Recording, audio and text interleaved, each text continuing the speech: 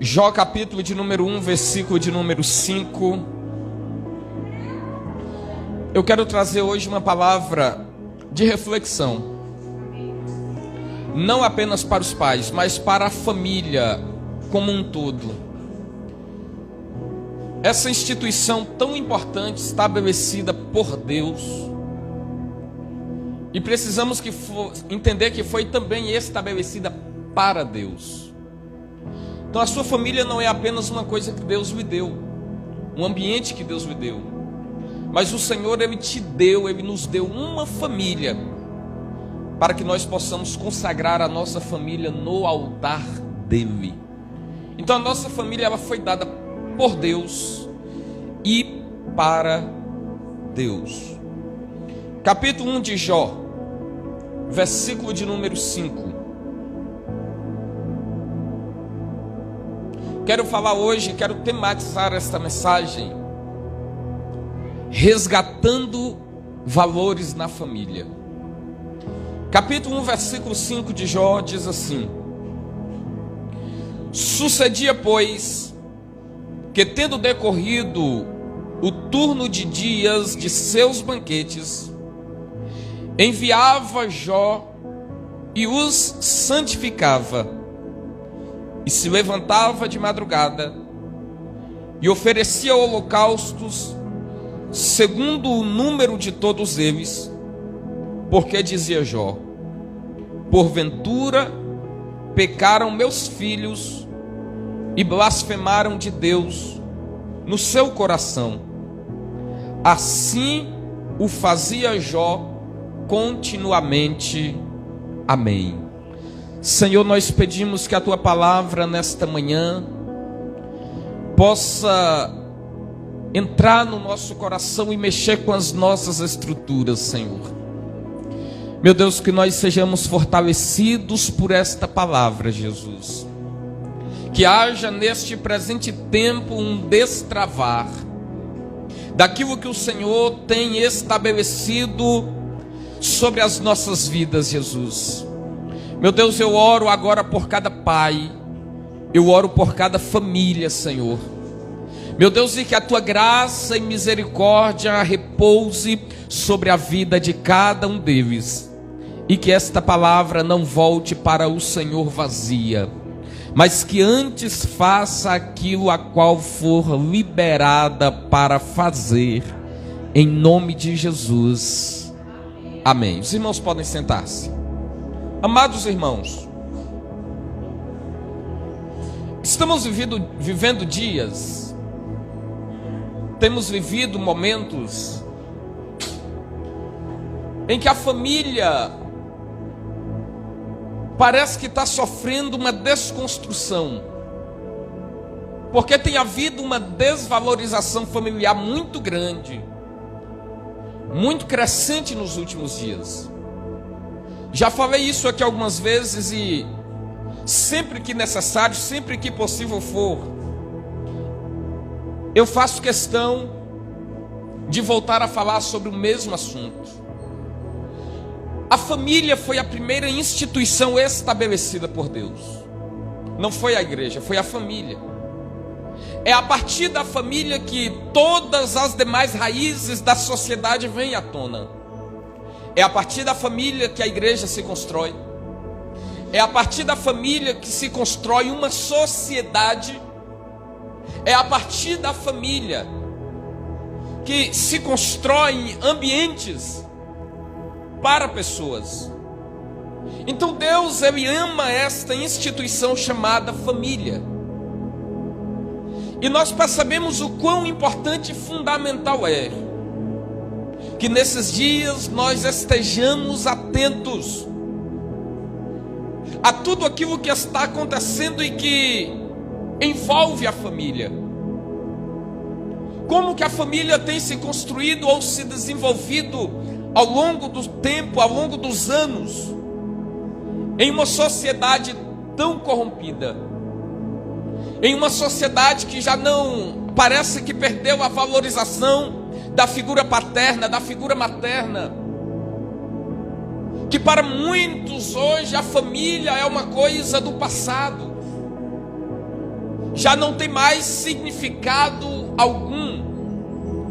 Irmãos, nós estamos envoltos em tantas leis, em tantos projetos políticos que têm levantado as suas pautas para poder trazer essa desconstrução familiar, essa desconstrução do ambiente familiar.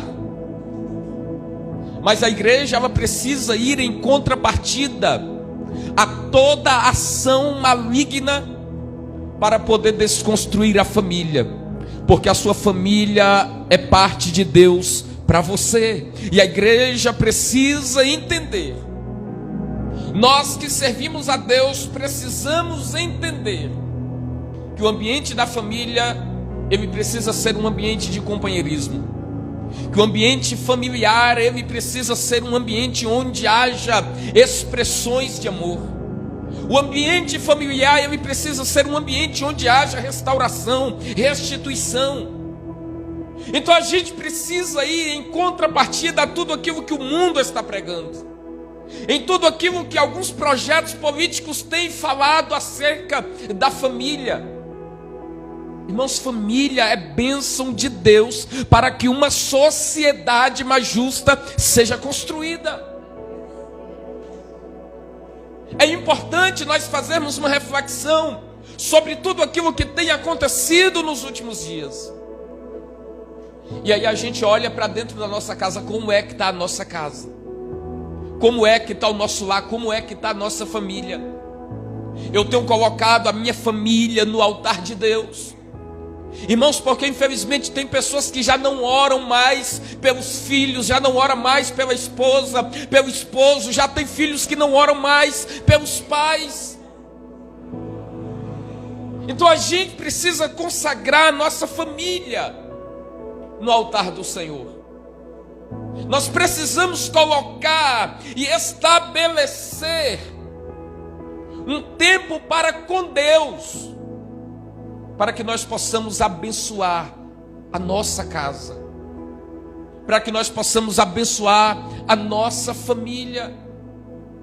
Irmãos, por aí tem se pregado sobre diversos modelos de família, tem se falado sobre diversas formas de família, mas a família tradicional, a família instituída por Deus, estabelecida por Deus, composta por homem, mulher, filhos. Então a gente não pode aceitar outra forma que vá contra os princípios e padrões estabelecidos por Deus. Precisamos colocar nossa família em um lugar de importância, porque é fundamental que nós estejamos voltados para isso nesses dias. E aí a Bíblia ela vai discorrer por várias vezes acerca da família.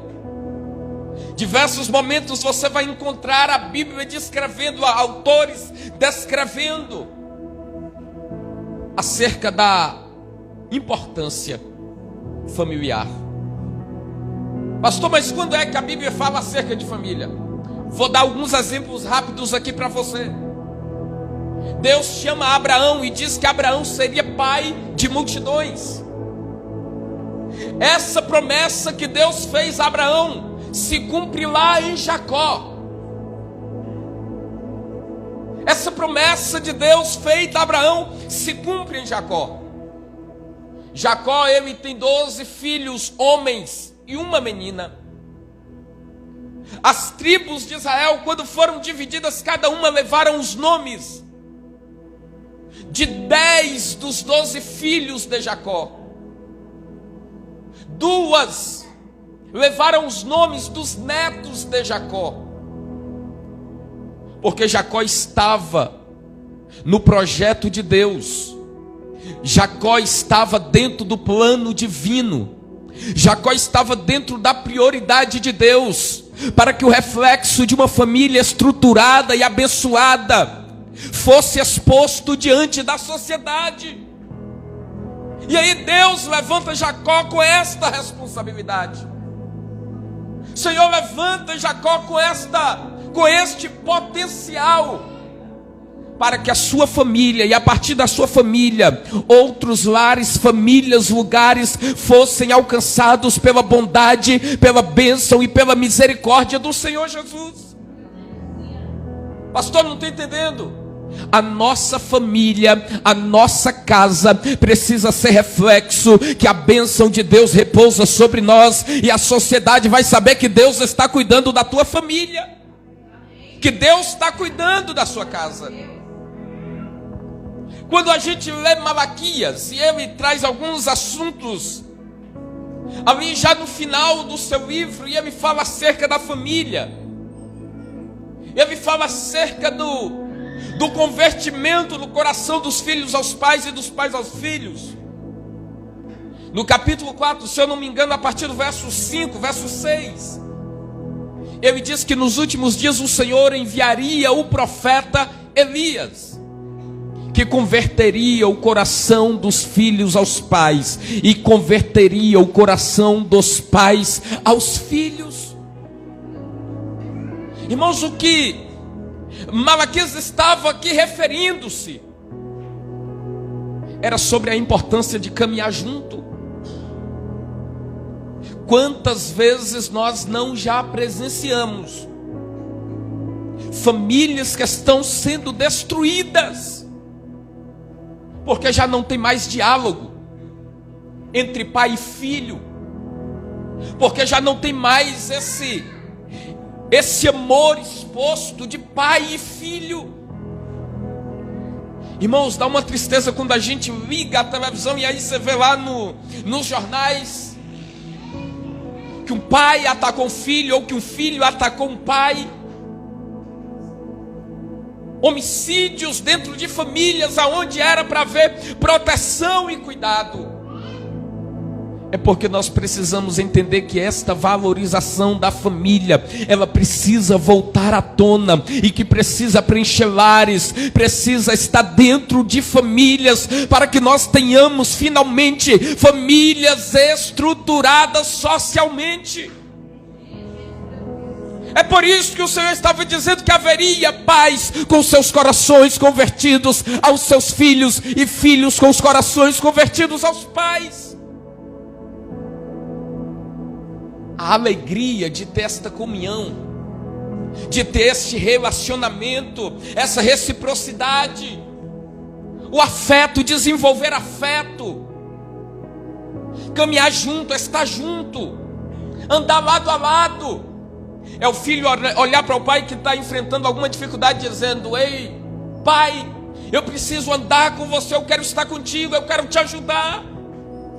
É o pai que vê o filho sofrendo, angustiado, precisando de ajuda, e ele olhar, não negligenciar a sua figura paterna, olhar para o filho e dizer: vem cá, eu quero andar junto com você, eu quero orar por você, eu quero estar contigo na dificuldade. É ter essa figura paterna dentro das famílias, dentro dos lares. Irmãos, o pai, a figura de pai, é a representação da figura paterna de Deus aqui na terra. Observa o filho pródigo. Um dia ele sai de casa, pede a sua herança, ele vai para o mundo e gasta tudo. Mas depois o lugar que ele volta para pedir ajuda, socorro, abrigo, é para a casa do pai. E o que é que o pai faz? Eu não te quero mais, eu não te aceito mais, você não é mais bem-vindo dentro da minha casa, você não faz mais parte da minha família, não. O pai, ele olha para o filho que havia saído, que tinha ido embora, que perdera todos os recursos que tinha, Mas quando o filho volta, ele não abandona. Quando o filho volta, ele não diz: você não faz mais parte desta família. Quando o filho volta, ele diz: eu estou hoje renovando a aliança que um dia você quebrou, porque você é meu filho, eu sou teu pai, e eu tenho uma responsabilidade paterna de te colocar novamente no caminho da verdade. Então tem esse peso da figura paterna. Eu cresci em um lar que eu não tive a presença de um pai. Não tive. Isso poderia ter sido um problema para mim. Com 3 anos de idade, meu pai, ele foi embora de casa, nos abandonou. E isso poderia ter sido um problema para mim. Mas eu sempre fui muito bem resolvido com esse assunto. Mas faltou ali uma figura paterna. Uma figura de pai, de alguém que aconselhasse, de alguém que falasse, que estivesse junto, conversa de pai para filho. Irmãos, o índice de pais que abandonam filhos hoje, mundialmente, é muito grande. Nossa irmã Cileia, ela mencionou algo aqui interessante. Pai não é apenas pagar as contas de casa. Pai não é apenas colocar alimento dentro de casa. A figura paterna, ela vai além disso. A figura paterna precisa ser de alguém que está presente, precisa ser de alguém que está observando.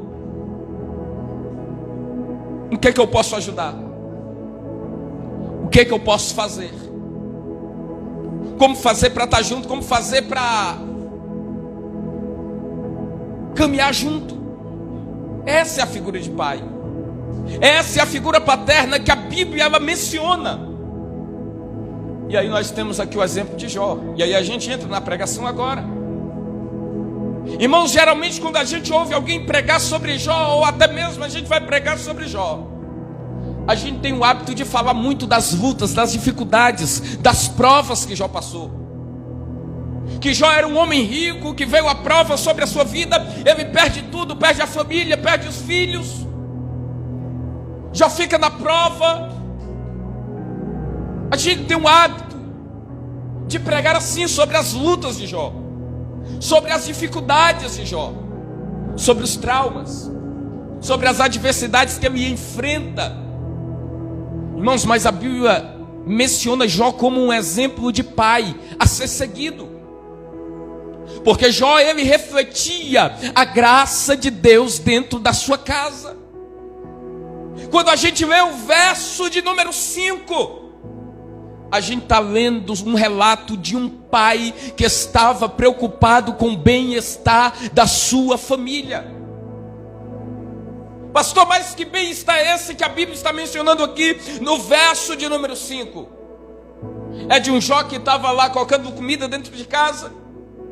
É de um Jó que estava lá pagando todas as contas da família? Não, não era apenas isso. Irmãos, no verso 1 a Bíblia diz que Jó era um homem reto, íntegro, temente a Deus e que desviava-se do mal. Mas no verso 5 a Bíblia está falando sobre a postura de um homem que era pai de 10 filhos.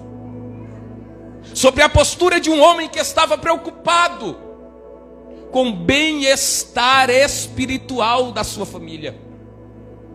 A prioridade de Jó ao fim de cada banquete que os seus filhos realizavam é de trazer os seus filhos para um ambiente espiritual onde eles encontravam-se com a misericórdia de Deus. Jó era o homem, a Bíblia diz no verso 1 que Jó era o homem mais rico daquela região. Jó era o homem mais poderoso daquelas terras. E aí a Bíblia diz que cada um dos filhos de Jó celebravam, banqueteavam, havia desenvolvido a comunhão. Mas quando a gente vê o verso de número 5, a Bíblia diz que ao final de cada uma dessas festas que os filhos de Jó realizavam, a primeira coisa que Jó fazia ao final de cada uma das festas era ir orar apresentar os seus filhos a Deus, era consagrar os seus filhos no altar do Senhor. Irmãos, nós temos vivido hoje dias tão turbulentos, e nós precisamos entender, vocês que são pais, a necessidade de colocar os seus filhos no altar do Senhor Jesus. O inimigo, ele tem investido de forma pesada contra a família, contra as crianças.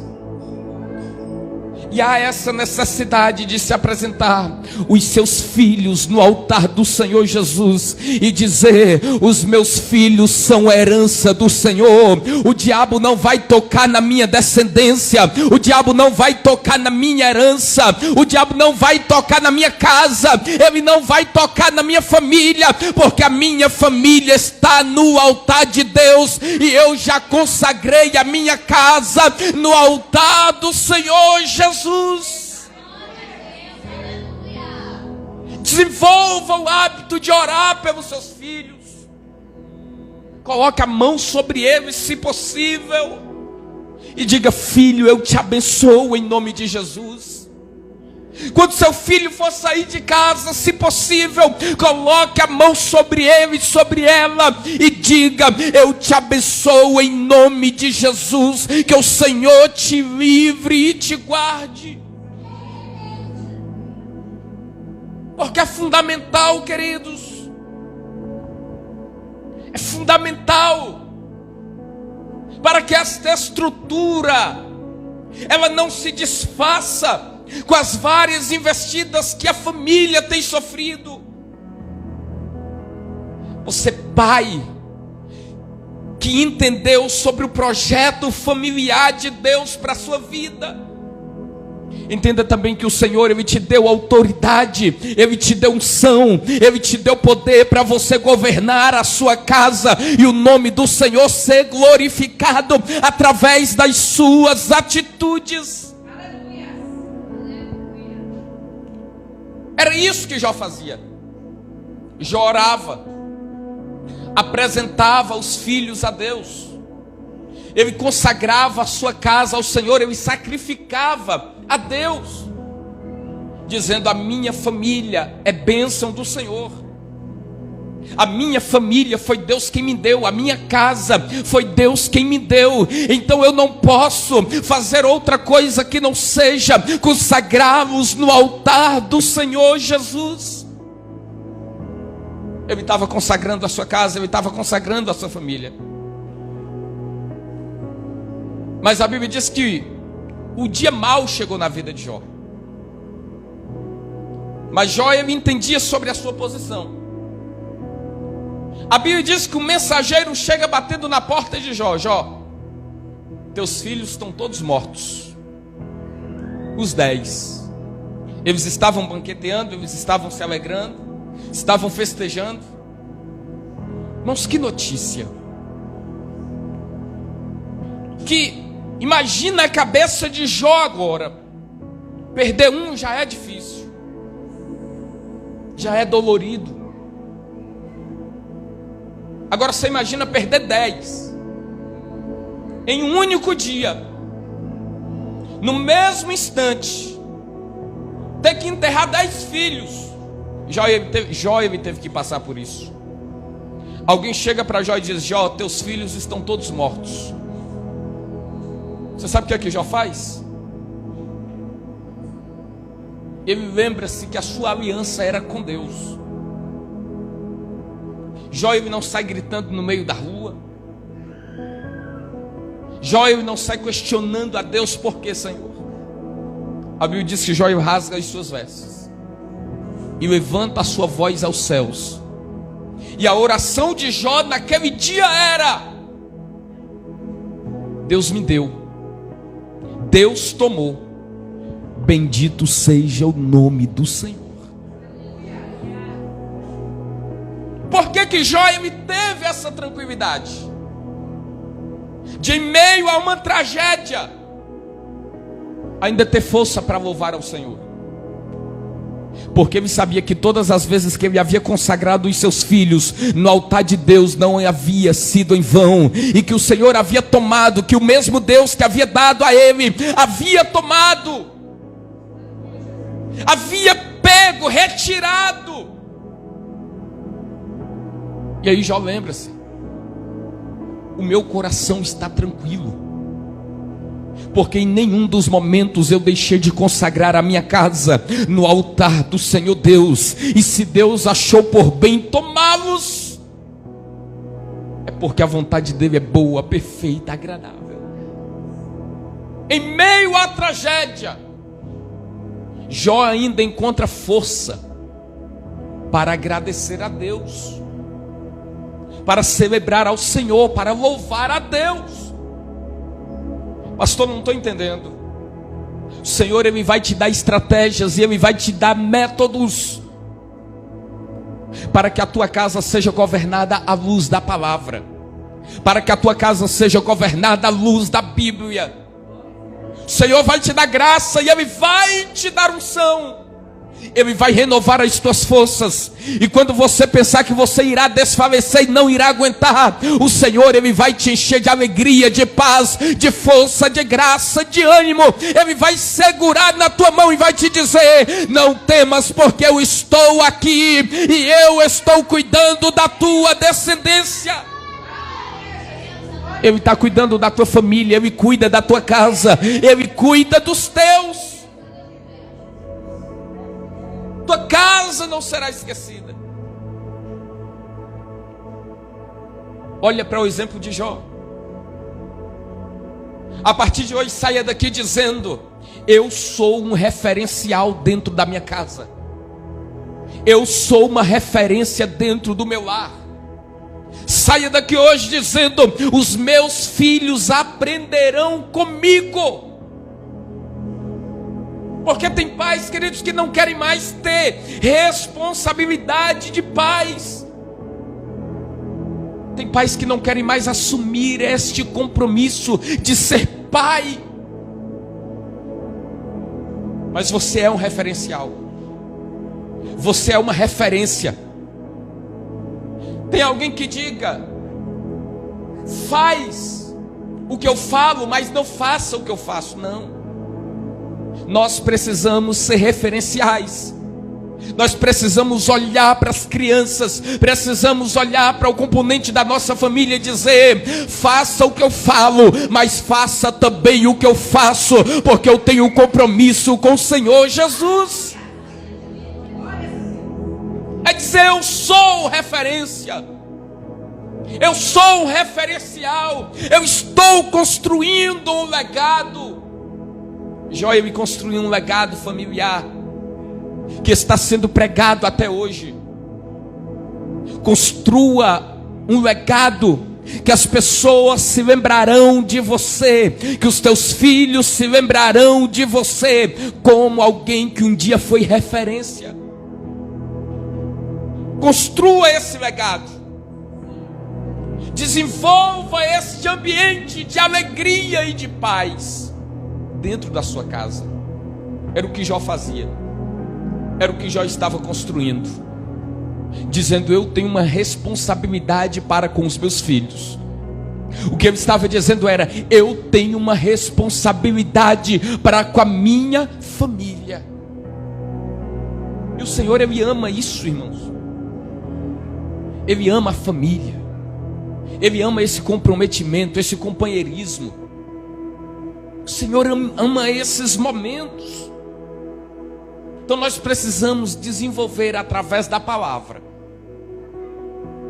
esse sentimento de companheirismo, de parceria, de andar junto e de orar, abençoar a nossa casa espiritualmente. E a bênção do Senhor de contínuo estará sobre você e sua família, em nome de Jesus. Se há alguém nesta manhã que ouviu esta palavra e talvez ainda não teve uma aliança, ou não fez uma aliança, não teve um encontro com Jesus, eu quero orar por você.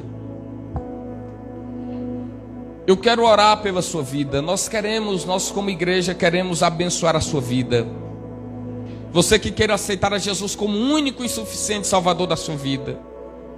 Nós queremos orar, nós queremos abençoar. Nós não podemos assegurar que haverá um amanhã. O tempo é hoje, o momento é esse. A hora é agora. A nossa oração é para que Deus Ele conceda um outro tempo, uma outra oportunidade. Mas isso nós não podemos assegurar. Mas nós vamos continuar orando para que Deus Ele abençoe a sua vida de forma poderosa.